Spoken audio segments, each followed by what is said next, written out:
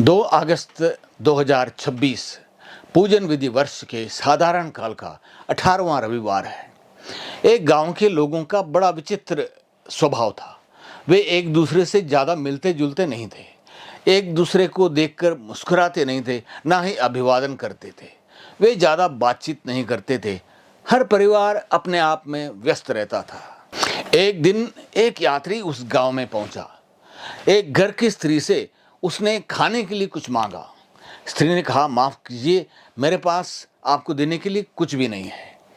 यात्री ने कहा, कोई बात नहीं, मेरे पास एक जादुई पत्थर है, मैं बढ़िया से बढ़िया सूप बना सकता हूँ, आप मुझे एक बर्तन दे दीजिए। वह स्त्री एक बड़ा सा बर्तन या भगोना लेकर आई, उसमें पानी भरा और आग जलाई। यात्री ने उस पानी में छोटा जादू का पत्थर डाला और बड़े चम्मच से हिलाने लगा। गांव के लोग इकट्ठे होने लगे।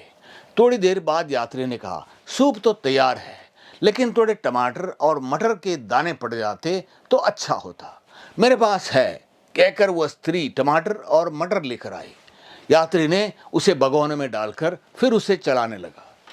ऐसे ही थोड़ी थोड़ी देर के बाद यात्री कहता, इसमें थोड़ा सा मशरूम, थोड़ा मीट चाहिए, प्याज, नमक, काली मिर्च, गोभी, पत्ता गोभी, noodles, tomato sauce, soya sauce, मिर्ची सॉस होता तो अच्छा होता।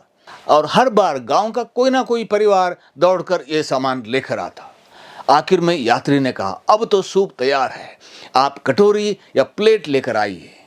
सब लोग खुशी से सूप खाने लगे, बातें करने लगे, मुस्कुराने लगे कि जैसे कि कोई मित्र बरसों के बाद मिल रहा हो। एक प्रश्न अवश्य करें, आखिर सूप बनाया किसने?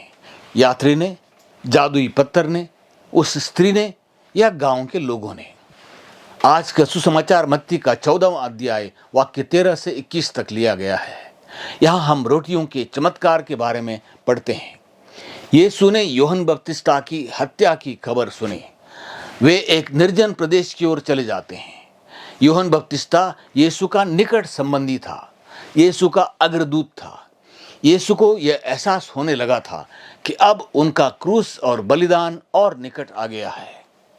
उन्हें शारीरिक और मानसिक दोनों प्रकार के विश्राम की सख्त जरूरत थी। तब यीशु एक विशाल जनसमूह को देखते हैं। उन्हें उन लोगों पर तरस आया। ईश्वर पुत्र अपनी निजी आवश्यकताओं को दरकिनार करके आपकी और मेरी जरूरतों पर ध्यान देते हैं। हमारी अपनी जरूरतें, हमारे संघर्षों में भी दूसरों के लिए ईश्वर के प्रेम के साधन, उनके प्रेम की अभिव्यक्ति बनने के लिए हमें बुलाया गया है। यीशु शिष्यों से कहते हैं, तुम ही लोग उन्हें खाना खिला दो। शिष्य अपनी कमियां, संसाधनों की कमियों का उल्लेख करते हैं। हमारे पास ज्यादा कुछ नहीं है। वे सुझाव देते हैं कि यीशु लोगों को विदा करें। यीशु उन्हें सुझाव और चुनौती देते हैं कि पहले शिष्य यह सुनिश्चित करें कि उनके पास क्या है। यहाँ समस्या तो महासागर के समान है और हमारे संसाधन एक बूंद की तरह हैं। फिर भी हमारे छोटे छोटे संसाधनों को, हमारी थोड़ी सी रोटियां और मछलियों को हम यदि प्रभु को अर्पित करने की उदारता दिखाते हैं, तब चमत्कार होने लगते हैं। एक शिष्य अपने प्रभु और स्वामी की सहायता के बिना कुछ नहीं कर सकता है। यह भी सच है कि शिष्य के बिना प्रभु और स्वामी भी निस्सहाय और मजबूर है। ईश्वर को ऐसे लोगों की आवश्यकता है जिनके द्वारा वह कार्य कर सकें, जिनके द्वारा वह बोल सकें और अपना संदेश दूसरों तक पहुंचा सकें। हमारा समय, धन, कुशलता बहुत कम या पर्याप्त नहीं हो सकता है।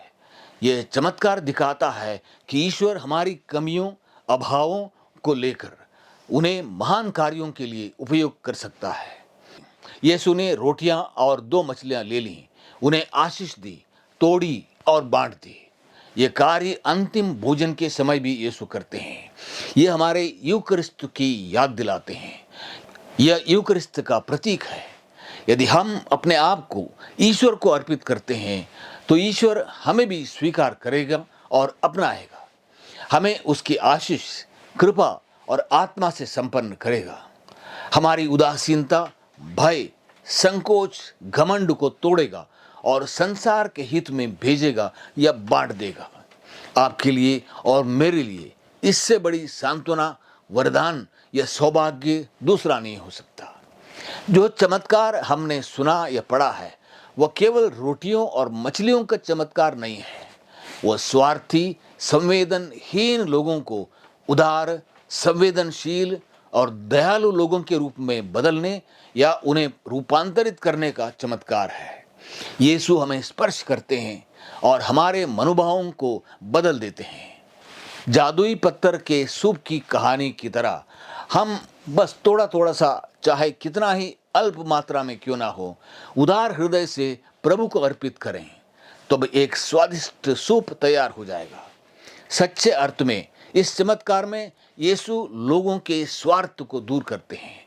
वास्तव में यीशु यूकरिस्त में अपने आप को हमें अर्पित करते हैं और हमारे हृदयों में वास करने के लिए पवित्र आत्मा को बेचते हैं।